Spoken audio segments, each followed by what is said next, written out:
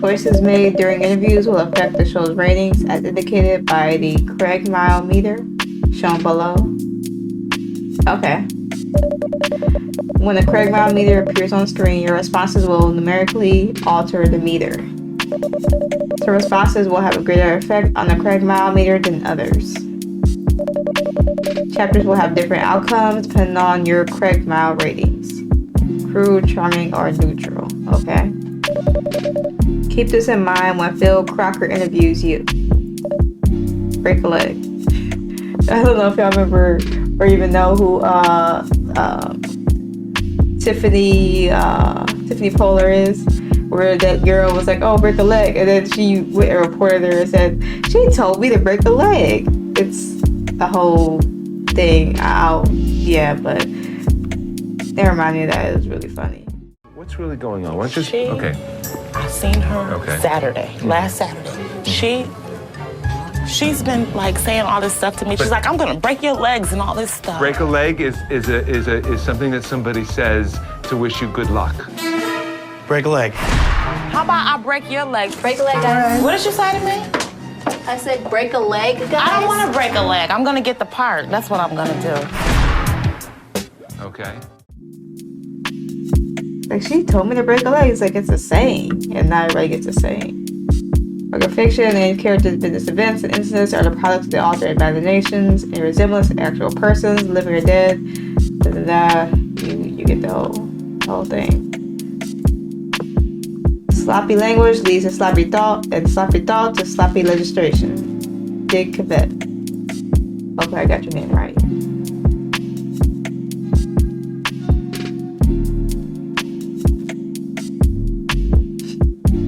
June 26, 1963. Oh, long time before I was born. Alright, there you are. Yes, you're a few minutes late, but nothing to worry about. Nothing to worry about at all. Okay. If you wouldn't mind following me this way, please.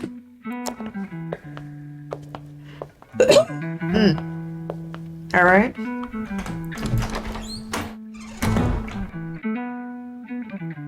Here we are.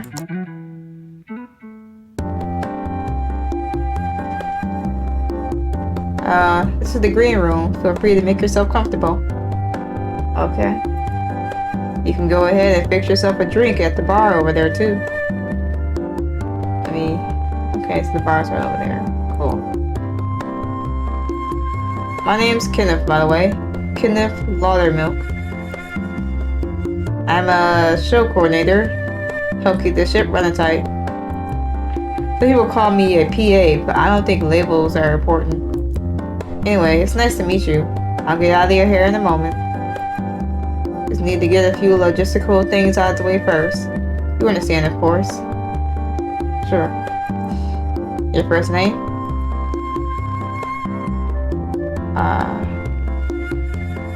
Jack? Got it. Okay. And your last name? Ooh, I like Vesper. Okay. And look, I'm really sorry to even have to ask this one, but it's on the form here, so I gotta do what I gotta do. Don't take it personally. Your sex? We did go with the thing. If I would have known that, I would have gone with yeah. Of course I knew that, but you know how bureaucratical is. Gotta mind those P's and Q's. Yeah, for this one. It doesn't really matter gender-wise. Anyhow, you're some kind of crooner, right? Loud music has never been my thing. More a rock guy myself, but I think my parents are big fans. You did that shark song, right?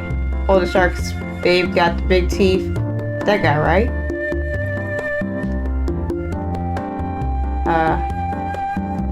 Correct him nicely. Wrong guy, but it's nice to see the younger generation still know a thing or two about the guys like me. You know, we helped pave the way for a lot of those rock and roll guys you kids all listen to now. Oh, I'm sure. Well, thank you for bearing with me through all the logistical stuff. Guests never like doing it, and frankly, I don't blame them. Anyhow, hair and makeup should be about to do you up in Wait, about half an hour? Okay. And Mr. Crocker should be coming pretty soon to have a quick word with you too. Alright, this is when I'm supposed to leave now, isn't it? Sorry about that. Bye. Okay. Use the mouse to move around the green room and interact with objects. Oh, promotional material for Up Late with Phil Crocker. Always heard Phil was a nice guy. Looking forward to meeting him. Still, call me old-fashioned, but I always thought the show's previous host, Ralph Woodrig, was funnier. He wasn't on air for too long, 5:51 to 53, I think, but I always thought this material was braver than Crocker's. Plus, Crocker's show has such a jarring, red scare skew. A little off-putting for a more progressive mind like myself. Kennedy gave some big speech in West Berlin today. His commitment to the combating the Soviets is soothing to the masses, I'm sure. Used to listen to the radio every night as a kid. Battle with the Planets, the Emerald Wasp, Silhouette, all the classics. Still, ever since I got a TV back in 55, I virtually never listened outside of the car anymore. Okay. Doctor says I should switch brands. Supposedly, my current one has been making my insomnia worse. Now, I'm not one to doubt the man of science, but I have to disagree with him there. That thing clears my head before bed like a couple of Tulane golds. Yeah, it's still showtime. Could really use a drink or a 5 in the meantime. At the bar until showtime? Not yet. Yeah, let's give it a second. Read in the magazine somewhere that the average human spends around roughly 4 hours a day sitting down. Sometimes I worry that we're getting too sedentary as a society and what that might mean for us in the future. Then I get stressed and start drinking. In fact, I'm starting to feel a little stressed out right now. Maybe I should alleviate that. I think we looked at everything anyway, so yeah. To the bar we go.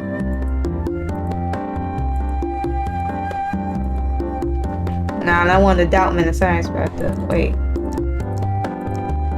Okay.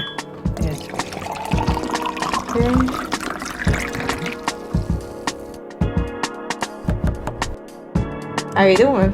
Mind if I let myself in? Martin Waldrop, co-host. Normally Phil meets with his guests before going on air, but he's a bit indisposed at the moment. So that leaves me as his little errand boy, coming to say hi on his behalf. Well, it's his loss, frankly. You're Jack Vesper, the singer, right? Pleasure to meet you. An honor, really. Let me just say that you are gonna love Phil. Great guy. Not like all the phony balonies you meet in LA. A real class act. An authentic kind of man's man, you know? A dying breed in this industry. I'll tell you that much.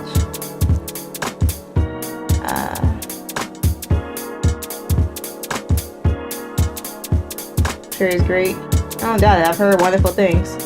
I'm sure we'll have a great time out there tonight. Terrific.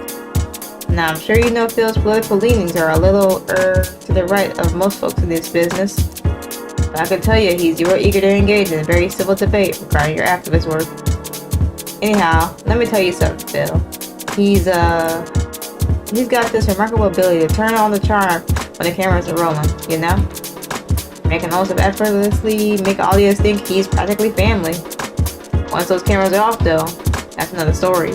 He gets, well, a little odd, for lack of a better word. Tends to dominate conversations, always on the lookout for some bigger name than his own show to smooth. Just kind of exists in his own little world.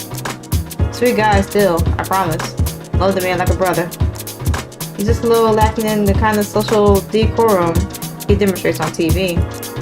Guy's coming on his mid-30s now, unmarried, no kids, a lot of connections, not a whole lot of friends. Besides me, anyway. Guy's lonely, and I think it's a little hard for him. That's what I'm trying to say.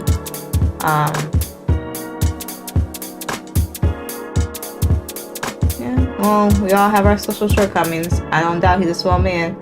Why exactly are you bringing this up? Oh, he is swell. Real swell. I'm not bringing it up for any particular reason. It's just that, well, I'm giving you the heads up. Like I said, Phil's a sweet man, good heart, nice guy, don't get me wrong. But he's a lonely one too. He might ask you to join him for drinks or dinner or whatever after the show tonight. For his sake and yours, I say it's in your best interest to oblige him.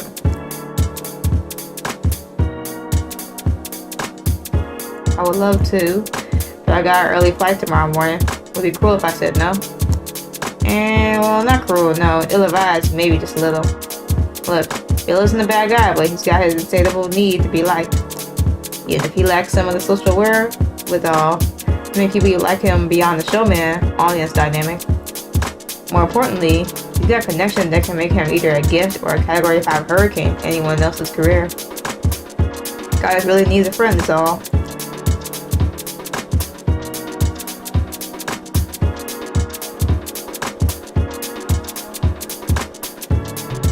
Can't do this though. Do you ask all your guests to do this? Surely he can't be demanding these dinners every single night. No, hardly ever. Normally, Croc's understanding enough to accept the fact that people have lives outside of him. Really, he just has the occasional bad day where he acts like a high-maintenance diva. Unfortunately, you just happen to catch him on one of those bad days. Look, I'm strong-arming you. You and I both could see that. But it ain't my say. If it were, this conversation wouldn't be happening. I swear. End of the day, Phil gets what Phil wants, and the network makes it everybody's problem when he doesn't. Yours and mine included. Honestly, I'm just a messenger here, so don't shoot me. Well, I gotta get out your hair. Gotta see how the writing staff's coming along. We started shooting in half an hour, and they still ain't even finished writing the damn monologue yet. Can you believe it? Lazy bunch of yahoos they are, I tell you. And again, I'm sorry about all this, but just try to have fun tonight. Phil's a bit intense, but a good guy at the end of the day. Plus, he always picks up the bill at dinner. So, you know, there's perks. What was that? My career really worth an awkward dinner with some needy comic? What am I saying? Of course it is. Even so, I'd rather have dinner with that annoying tip. Does he really have the clout to jeopardize my career like Martin said he did? No way, right? I wouldn't try it, test it. You're on at 5.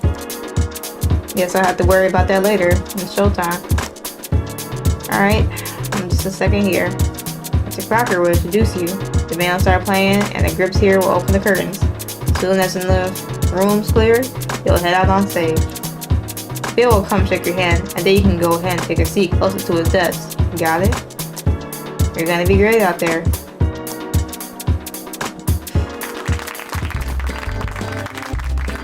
I could not be on TV. It sounds stressful.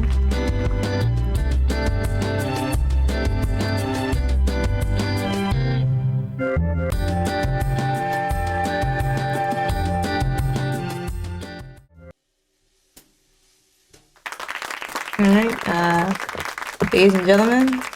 Oh wait, that's Rohan. Ladies and gentlemen, we are back. And better than ever. Let's not make promises we can't keep, Marty.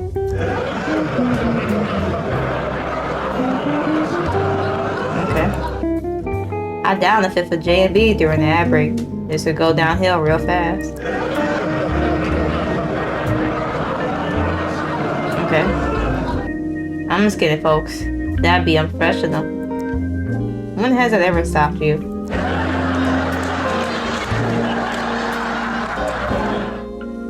Alright, ladies and gentlemen. My first guest tonight is a prolific musician with nearly 2 decades worth of discography. Posts such hits as Chinese Firecracker and Red Silk Dress, A Monaco Affair, and Like a Kid Again. His upcoming album, Honeymoon Blues, will be available on store shelves this Friday.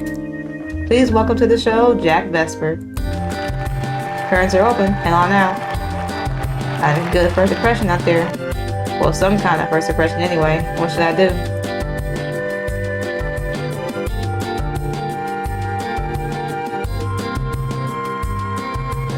Polite. Smile and wave at the audience. Be friendly, but not a show stealer. Shake Crocker's hand. I don't want to steal the show on his own show, but I feel like that would send him over. It's like both Crocker and the audience enjoyed that enough. Professionalism might not make for a legendary interview, but it will make for a smooth one wherein everybody looks good and the album gets promoted. Glad to have you here. You look great. Thank you so much for coming on the show. Pleasure to be here. Thanks for having me. It's a pleasure to finally get to be here. Well, first of all, I just want to say it's a real honor to have such a tremendous talent with us in the studio tonight. Oh, Phil, stop it now. You're making me blush in front of our audience. Okay. Ignore Marty. Guy can't get 2 seconds without fishing for compliments. Well, maybe if you show me a little affection from time to time, I wouldn't have to fish so much. Marty, let's say this for our counselor, alright?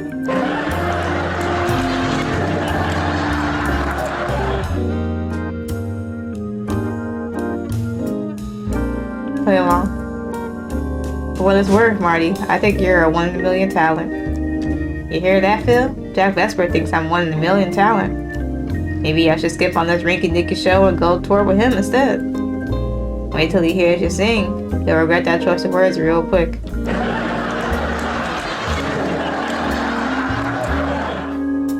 Jack, I've been listening to you since I was in high school. At that time, you were just coming up and I remember thinking, wow, now that was a voice right there. True story. First time I heard a moonlit reminiscence, I wept. It's true, both like a baby and to the Lord. Anyway, I suppose my question is, how do you do that thing where you can just take lyrics, excellent lyrics mind you, don't get me wrong, but the lyrics that are as broad as general declarations of love or heartbreak or what have yous, you know, issues that anyone can and will experience in their lives, and make them sound so soulful, so raw, so uniquely you. That's fine.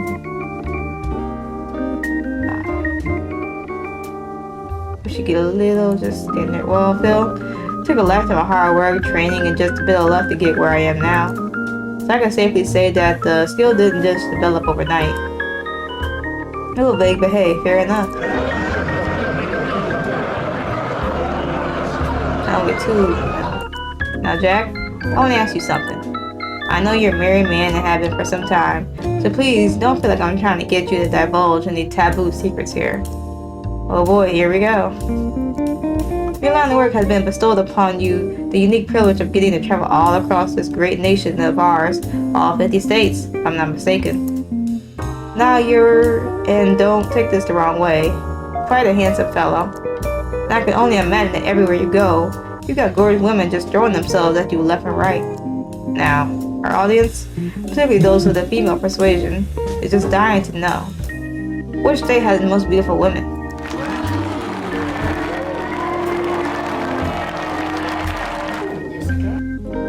Tough question. Phil, you put me in a tough spot, and here's why. What you're asking is like, asking to pick a favorite child. Now, as you mentioned, I've been happily married to a lovely and talented woman for the last 4 years. But back in my bachelor days, I'd be lying if I didn't say get to know. Well, I'd be lying if I said I didn't get to know my fair share of dames in different states.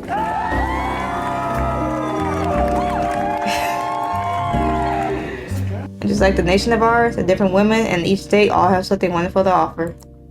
That being the case, to pick a favorite state would be avoiding giving credit where it's due to the other 49, and that just wouldn't be fair. Ultimately, any guy would be just lucky to have a gal under his arm who hails from Kentucky as he would from California or Oregon or Maryland.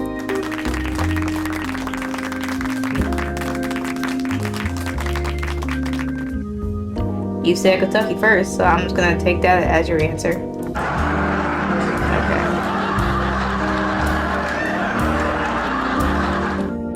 Now, I'd like to take a minute to discuss your work as an activist. Typically, we're not ones for asking hard-hitting questions on this show, but I'd be remiss if we didn't address some of the more controversial stances you've taken regarding America's place on the world stage. Just last month, you gave significant attention when you led a march against American intervention in Vietnam. Many criticize you, arguing that you're an entertainer and have no place speaking on matters on foreign diplomacy. Moreover, people view your harsh words toward the U.S. government due to a clear, concerning rise in communism within Indonesia Indo-Chinese nations as un-American. I suppose my question is, why do you feel it's important to be involved in this matter? Don't you think you might be in a little over your own head? Yeah, we're all entertainers here. Why not stay in your lane? Do the stuff to the boys in the DC.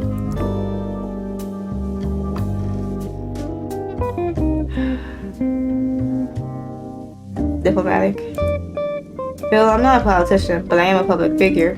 That being the case, I feel obligated to utilize my platform to speak on injustice.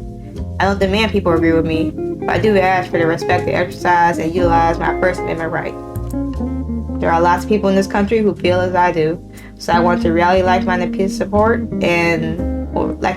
for this cause. There are many young men with promising futures who fear that a war in the East is just over the horizon.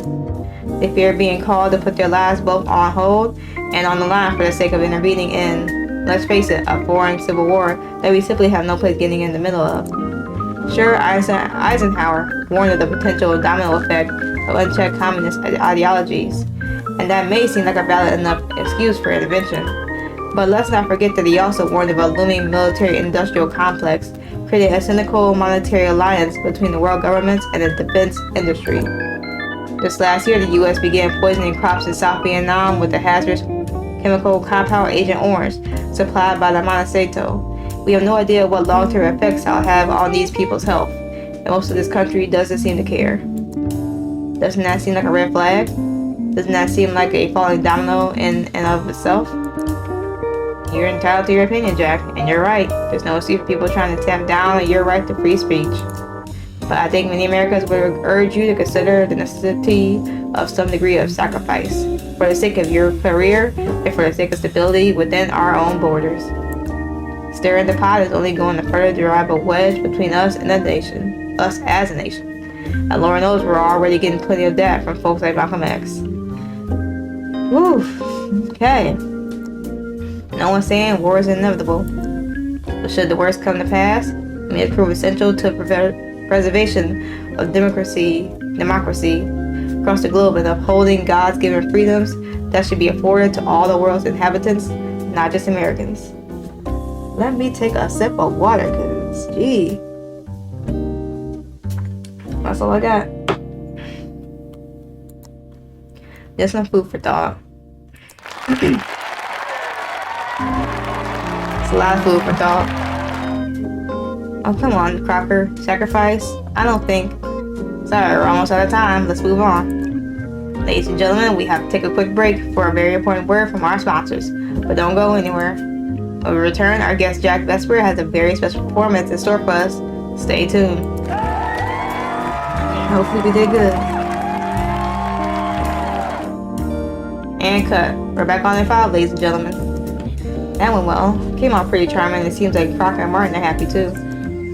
Nice work out there. Audience liked you, I think. Didn't they, Crocker? What's that? Oh yeah, yes, they love you, Jack. I mean, I can't imagine those Craigmile ratings were through the roof. But you done good. Hey, listen. How are you planning on performing when we get back from a commercial? We're going to do one of the old hits, Another Evening with You. Don't want to do anything off the new album? Well, that's fine. I'm sure the audience will enjoy something they know and recognize, huh, Croc? It's a classic. What's not to like? Exactly. I'm looking forward to seeing it. Why don't you go coordinate with the band? I chat with the band to go over the sheet music with them. I perform the song on air and it goes well. The audience are clearly longtime fans and bob their heads along to the song. That's good.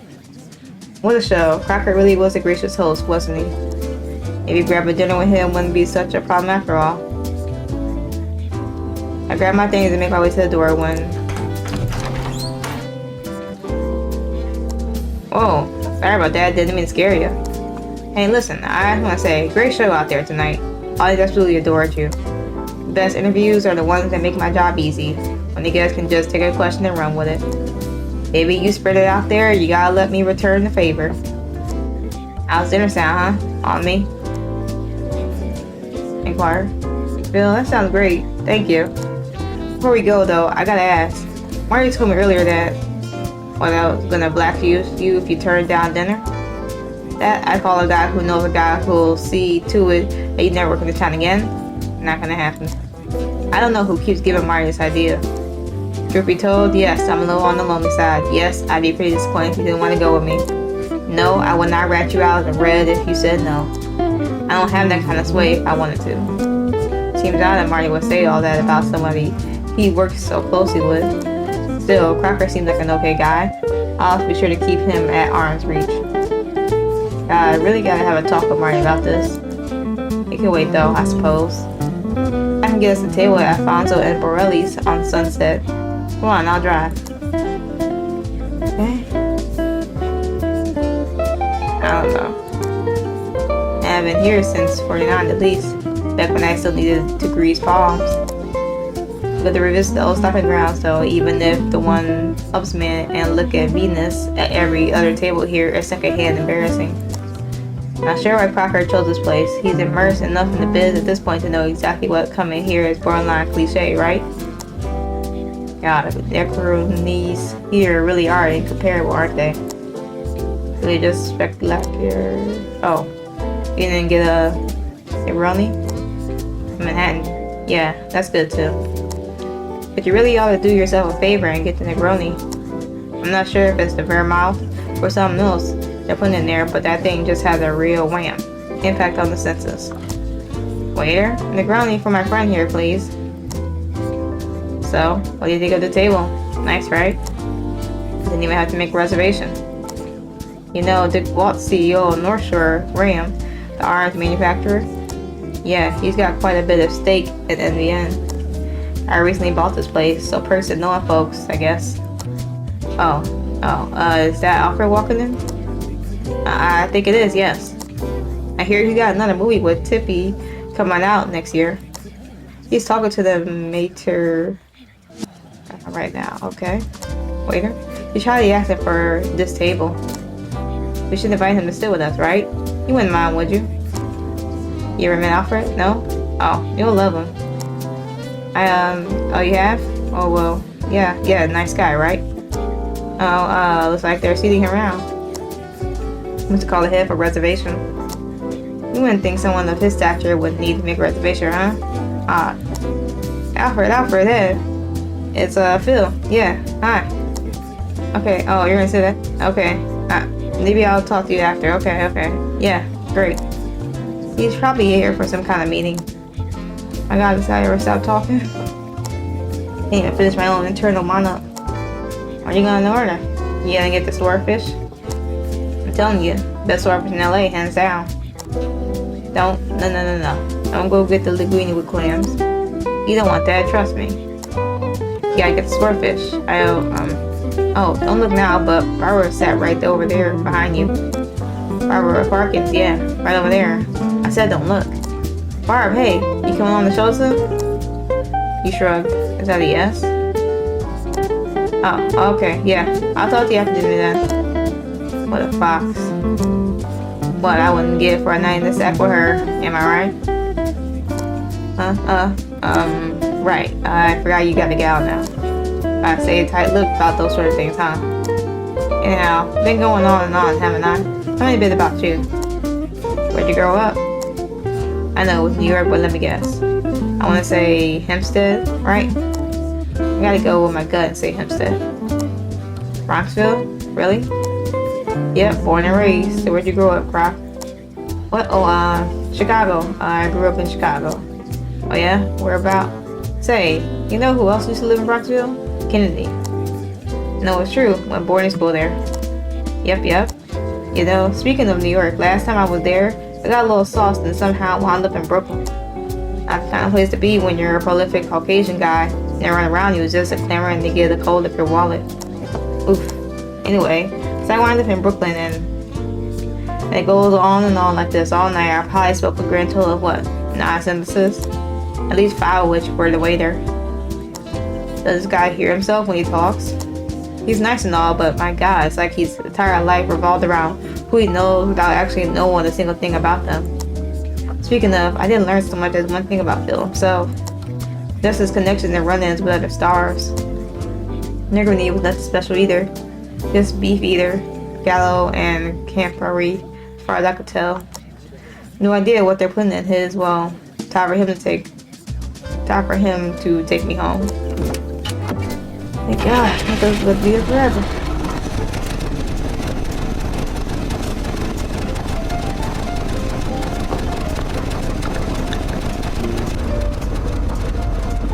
You don't think Alfred was deliberately avoiding me in there, do you? It seemed like he may have been trying to avoid me. I gotta have him back on the show. Clear there's something wrong between us. Even after dinner when we went up to him, he seemed way more interested in talking to you than me. No offense, of course. Not that you're interesting. Not that you're not interesting. God. I think it's because I told people I thought Vertigo was overrated. You think it got back to them somehow? That's absolutely what it is. Finally, we're approaching the studio lot where my car is parked. I'm almost free from this guy. I parked right outside lot 18 if you want to just drop me. You pass studio entrance. You'll never stop for me first. Sherman Oaks. I know it's out of the way, but it won't take long. I promise. It'll be fine, don't worry. We'll have you back in here in no time. Just calm down, okay? It'll be fine. Just wait a minute, alright? Stop pouting, alright? Stop pouting. I just... Wait a minute. Can you wait? What are you yelling for? This guy's off the rocker. What's he doing going 70 on the 40 mile? He's sweating. I tried to buy the car before it's too.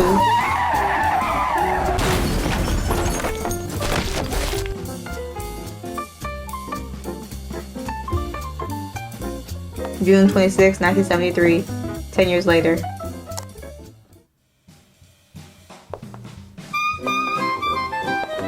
Okay. Go on ahead and let yourself in right here.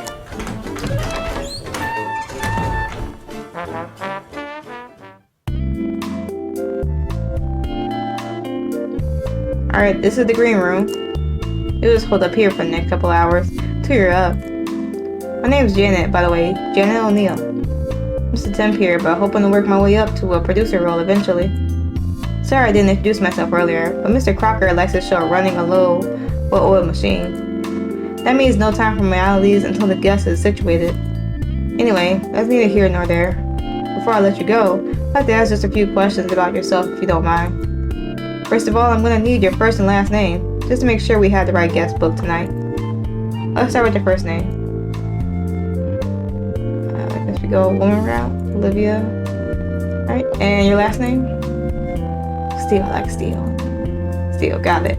So Olivia Steele, got it. Next up, your sex? Kind of an odd question, I know. But again, just to be thorough. Female? Scientist, right? I've seen you on TV before. Science was never really my strong suit in school. My strong suit was English and biology. I've always been more of an English and history girl myself. I like history, but the dates always trip me up. I always seemed like the kids who were into science growing up with the real boys club.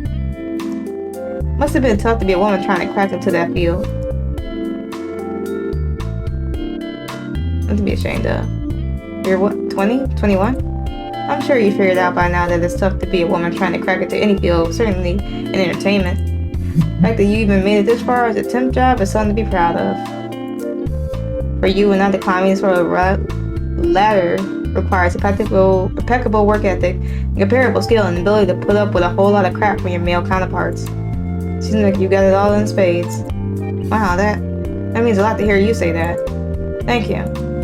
Anyway, thanks so much for your time. Like I said, go ahead and make yourself comfortable. Mr. Crocker should be introduce himself soon enough. Sweet, what's going on? We I guess, got oofed in the last one, but what is this? All promotional material for a late night with Phil Crocker. Or feels like his guests are just sleepwalking through the whole thing, deliver some half-hearted jokes and almost conservative talking points. Hopefully I can inject some life into the show tonight after all, and make it some excited like science. I actually wanted to get into radio when I was a kid, with my 9th grade science teacher, Mr. Bristles, who ignited my interest in astronomy and changed my trajectory. Still, my love for broadcasting is what brought me my teachings to television, education through entertainment. Finch family, can't believe anyone watches this crap. So sappy and root. That one song, I Might Just Love You, is pretty catchy though. I'll give him that. Quitting one's the hardest thing to do. That's why I never did it. Breaking that sort of habit at my age is a hallucinant feat. I suppose a man, woman of science, I should be more proactive, but think hurt. I'm an astronomer, not a doctor. Me and Skylar's a great excuse to stay on the couch all day and avoid the gym. Must peer review those essays. No time for crunches. Just have a drink while I wait. Right till showtime? Yes. A little social lubricant to ease the nerves. Okay.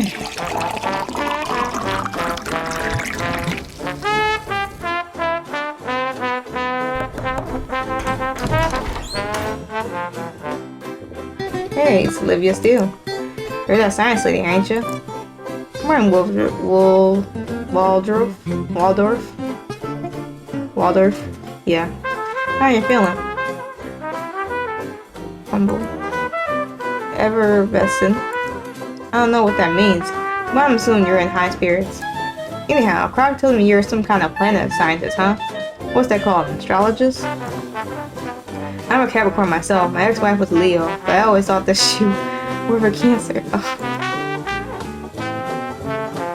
Oh, funny. And she's got taste. I like you already. Listen, personally, your field is beyond me. Could have a summer home on Jupiter, and I still have no clue what you're talking about half the time. Never seen your show. You just watch the Mets when I get home. When I got time, anyway. Neither here nor there, though. What's funny is that the Crocker is a big fan of yours, has been for years.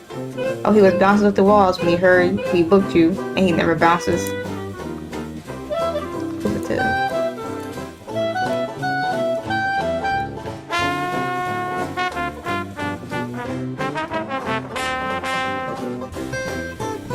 That's nice. Okay. That's nice. Where's Crocker? Well, you see, there's a thing. Today is actually not a good day for Crocker, if I'm being honest with you. Guy's going through a lot, emotionally speaking. Today marks exactly 10 years since a very tough moment in his life. Taking it pretty hard. Probably would have canceled tonight's show if anyone else were gracing us with their presence.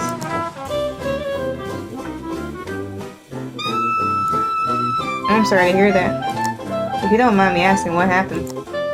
You heard Jack Vesper, the lounge singer? Yeah, maybe you remember the headline. Jack Vesper declared dead after car accident with talk show host Phil Crocker. Okay, so we did. Ooh.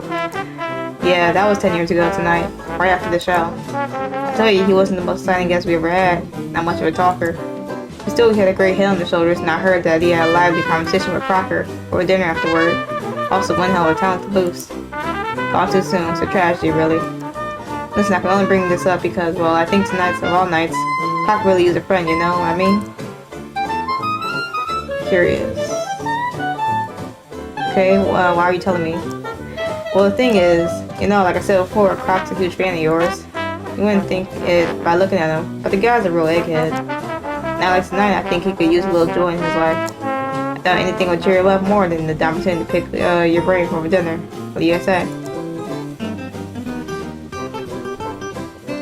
Confused. Condolence with the Crocker, but I don't see what this has to do with me. Why do you realize? Croc's been overwhelmed with guilt over his guilt ever since this is back in 63. You have an opportunity to sit down with someone whom he truly admires mean a great deal to him, I think. Plus, and don't take this the wrong way, but the American people aren't exactly chomping at the bit to learn about Saturn and whatnot. No one's definitely going to take a ratings hit by having you on tonight. Could have had anybody, Rock Hudson, Sammy Davis Jr., you name it. Croc wanted you because he values your work and wanted to give you the opportunity to provide a little edutainment. Least you could do is grab a bite with him after the show, don't you think? Consider it. So, you got that. Make sure you do this right. I'll think about it. Sure, think. That's all I think you need. Just let Crocker know after the show. I'll see you out there. Alright. That was that. Odd. Because I'll hold them tight for a while until they need me. Showtime. Go ahead and follow me. Alright, Olivia, time to turn on the charm and get those matches formed. You ever done one of those shows? Process is pretty straightforward. Mr. Crocker and Mr. Waldorf will do a little bit of back and forth, then Mr. Crocker will introduce you. curtains go up and you just head on out. Simple, right? Break a leg out there. Oh dang, he looks different. Folks are back. Back. We've been sitting here the whole time.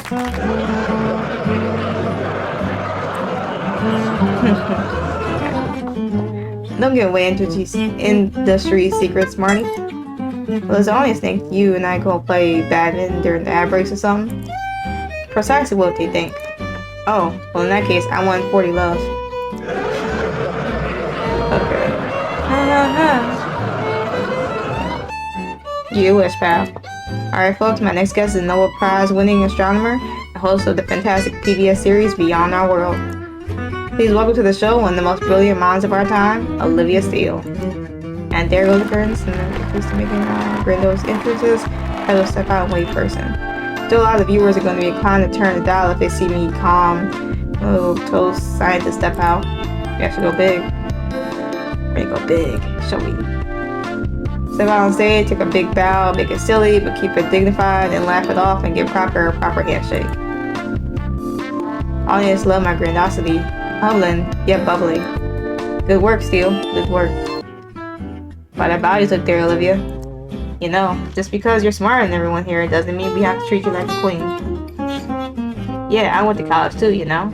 Granted, I majored in communications and got straight out C's in my general eds. But I still went. Okay.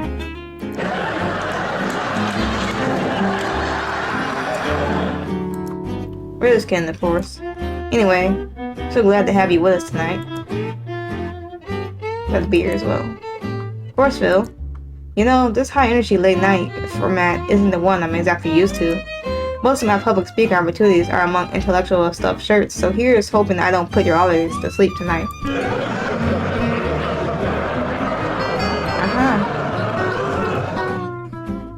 Hey, I happen to know a few intellectual stuffed shirts, and they like to get down in the mud more than you may think. Okay. Now, before we get into things, I just want to say that I've been following your career with great interest, and I think it's high time we get educational on this show.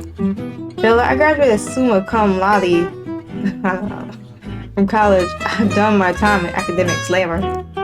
I'll be honest, Marty, it sounds like a summa cum laude to me. Your mother still sends me old photos of you and your report card. Oh. That's unfortunate. Oof. Can you bail me out here, Doc?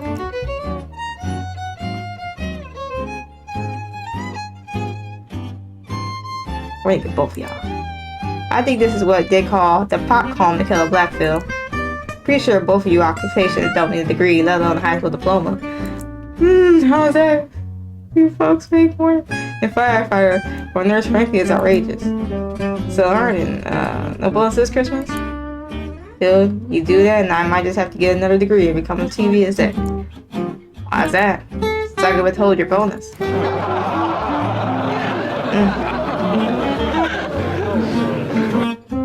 Anyway, it's no secret that after the moon landing, everyone and their mother became invested in the great beyond.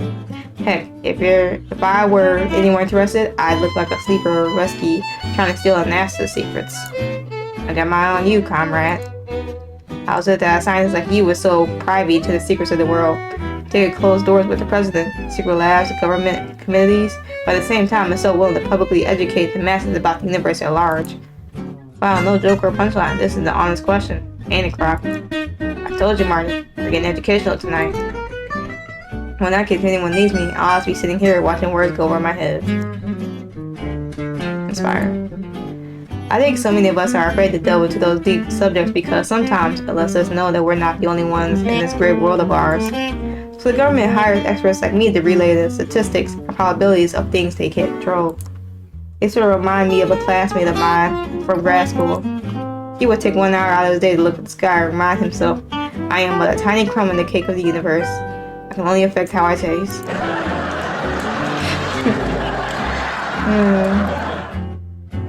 And the last bit really stuck with me, so I thought, why should the governments of the world be the ones that affect how we taste? It should be the people who really make up this world, the working class. People who day in and day out really work against all the odds. Yes. You got away with words, ma'am. 20 years ago, that sort of talk would have been borderline taboo. I think you're doing sanity work. Isn't she, folks?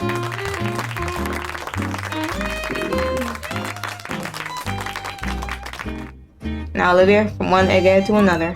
It's here to say that in science, the fear of sex is the loneliest. It gets me wondering, how do you meet men? Are they in your field or in some other? Heck, I bet you're already out of their league in the brains department. Well, so the guy gets a firm yes on the second date. I ain't sorry this, but I got a doctorate in the school of hard knocks and love.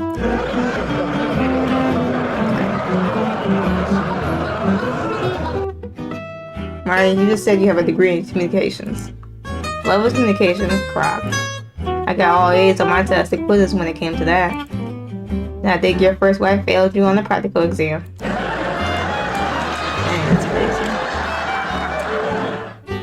Anyhow, what was I saying? Oh yes, the love. How's lady scientist managed in that department? Yeah, try. Well, Phil, I'll find myself at a bar in the cocktail lounges at conferences or when I'm visiting a university. Without fail, the first guy that walked up to me is a physicist, what? I can't pronounce the word. Physicist, and then a biologist, then a chemist. Okay. Figured they'd watch each other and say, hey, he got rejected, maybe I do have a shot. What you're saying is men of science can hit the road?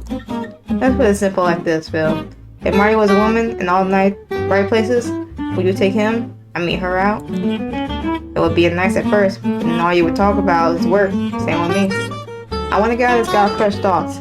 There's something they love every day, and I think a few of those guys in the audience. Okay, so let's see if you're in the audience already. I just want to say that, believe it or not, I have been a huge fan of your work for years now. Almost 4 years show even. I think one of your theories I found profoundly difficult to wrap my head around. The concept that humans might one day be able to colonize Venus. Now correct me if I'm wrong, but I thought the goal was to colonize the moon or even Mars someday. Why Venus?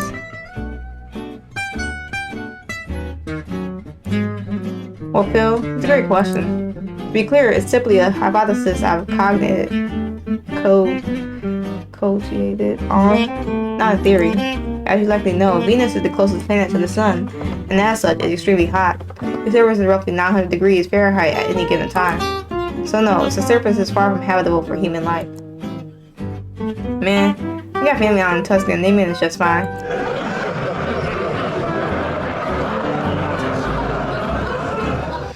Huh, well, go ahead and multiply an average Tuscan summer about 9 times over and then get back to me on how manageable it is. The point is, Phil, is that Venus' atmosphere is compromised with dangerously high levels of carbon monoxide, but additionally, high levels of both water vapor and oxygen. Down the road, long after you and I are gone, it might be possible that humans could filter that carbon out of the air into any sheltered indoor colonies that may be established. Very similar to the recycled air used on our planes. As our population continues to balloon, Earth will likely lack the necessary resources to sufficiently accommodate that life. Thus, we'll have to expand to other celestial bodies, which, yes, will likely first include the Moon and the Mars. Argument is that one day, far, far, far down the road, Venus might be added to that list as well. I understood about 3/4 of what you just said. Wow, Olivia. I don't know if you realize what a huge breakthrough this is. No kidding. Brock, you ain't half as smart as that scowl. I can barely follow what you're talking about half the time.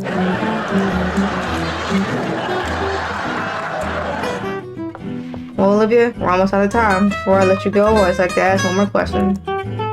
You have on multiple occasions criticized large energy companies like Elrond and Forge for what you consider to be dangerous business practices. You have hypothesized that their use of natural resources and carbon emissions could be potentially harmful to our environment. Yet, I go to the mountains and I still see snow. I go to the beach and I still see fish. These are companies that have been around since the turn of the century, and thus far I've only seen society develop for the better. How could these companies possibly be destructive when average human standard of living has only improved from their advancements? Wouldn't a more productive means of environmental protection be for the average citizen to simply avoid littering and limit water usage? Courage informative. Well, Phil, you're right. The jury among the scientific community is still out on what kind of role, if any, these companies play in environmental destruction. And you're also right that proper disposal of waste among citizens is imperative to ensure the protection of our ecosystems. To that first point though, if these companies are doing that kind of damage, I fear they might be.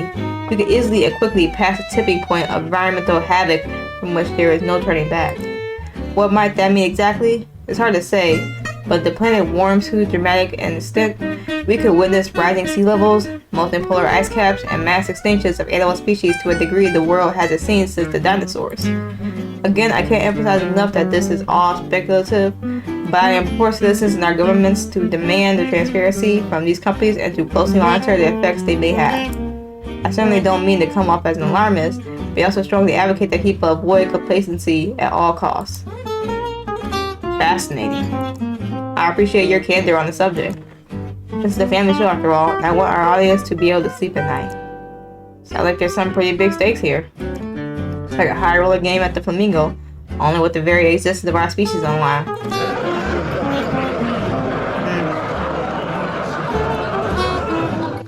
Well, these companies have made it clear that their interests are in the prosperity of humanity, so I'm not too panicked. Doesn't one of the original chairs at Forge own a substantial stake in NBN? What's his name? Alfred Baker? What? Maybe I'm not sure. Why do you ask? Oh well, we gotta wrap it up here. Maybe we could talk about it next time.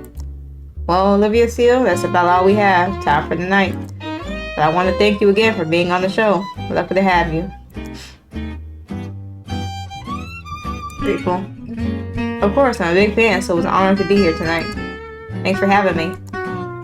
Well, thanks again. Remember, your show is Beyond Our World, Thursday nights on PBS at 8/7 Central. Olivia Steele, a pleasure having you. Alright, when we come back, our musical guests, Foghat, are going to be here to play us out. Keep on smiling, America. We'll see you in a minute. Oh, went well. For the show, our first time on Late Night Circuit, and I was a bona fide hit. Should do these kind of appearances more often. I'd probably leave, but then again, maybe I ought to get dinner with Phil. He was a Griffith's host. I would not. Really, the least I could do. I would not. Hey, you did great out there tonight. Really top-notch work. Hey, where do you think you're going, man? I'm assuming. Oh, I was gonna go home. Not yet, you're not. Like I told you earlier, Fox is expecting to take you to dinner. He's already waiting for you in the parking lot. Come on, follow me. Well, listen, I want to thank you for joining me tonight.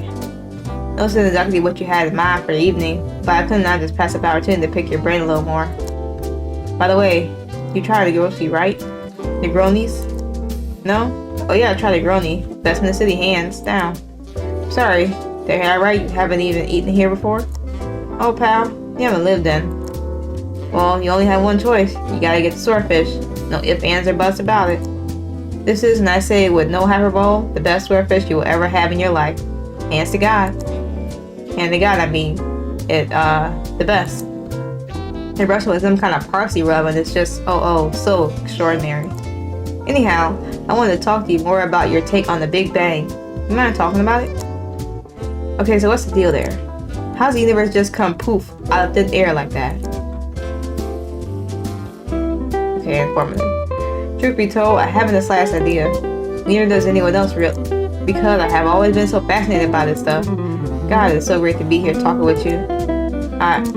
Is that Galvin McLeod? I think it's Galvin McLeod. Gavin over here. Phil Crocker, how are you? Yeah, I'm just here with Olivia Steele. Yep, she's been enlightening me with all sorts of fascinating insights. Really ought to watch her show. Really great stuff. Okay now. I'll see you around. Free plug for you. You're welcome. Anyway, where were we? Right, the swordfish. You do yourself a favor and get it. I know, the beef wellington sounds exceptional, and believe me, it is. But you'd be doing yourself a disservice if you didn't get the swordfish. Trust me. But tell me, what got you interested in pursuing astronomy in the first place? Nostalgic. Gosh, well, I'm so glad you asked, Phil. It actually goes back to my senior year at high school, believe it or not. Hold on, waiter's coming. Can I get you two started with drinks tonight? Negroni for you, I assume, Mr. Crocker? Yes, and one for my friend here as well. And I think we actually got our minds made up on dinner too. Swordfish for her, and I will have the lamb shanks. Thank you. Swordfish is better, but I feel like shaking it up a bit.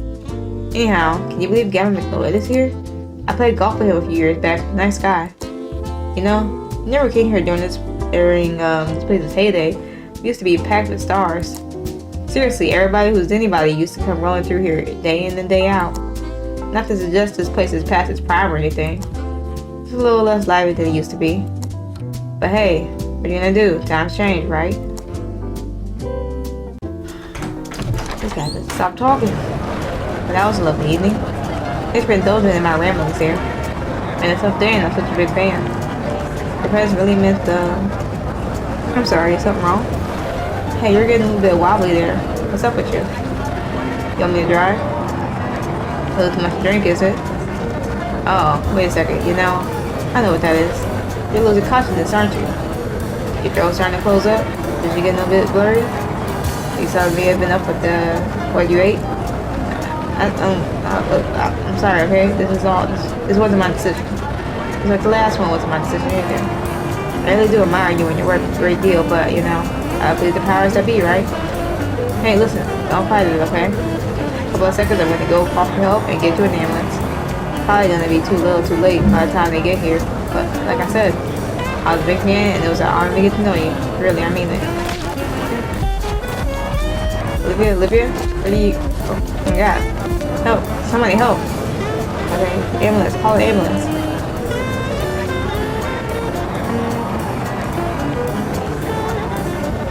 June 26, 1983. 10 years later. Yeah. Alright, how's the flight out? Oh, let me set a bag for you. You tell me and I'll get you set up.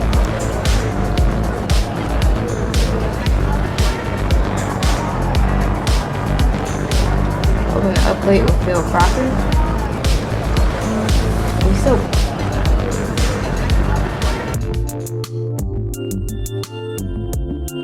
Oh my gosh. Oh my gosh. Okay. So we didn't play in this game. This has been an hour. I don't know. This is the last one. If there's more to it, I don't really know. I didn't know it was gonna be this long. So this is updating it with Phil Crocker. I guess he just keeps murking people. I don't know. It was crazy.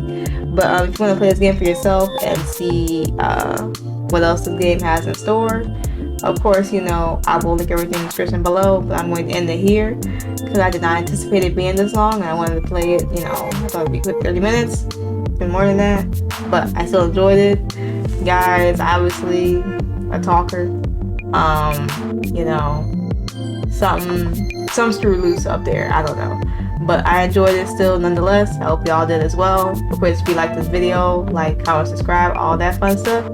And I will see y'all in the next video.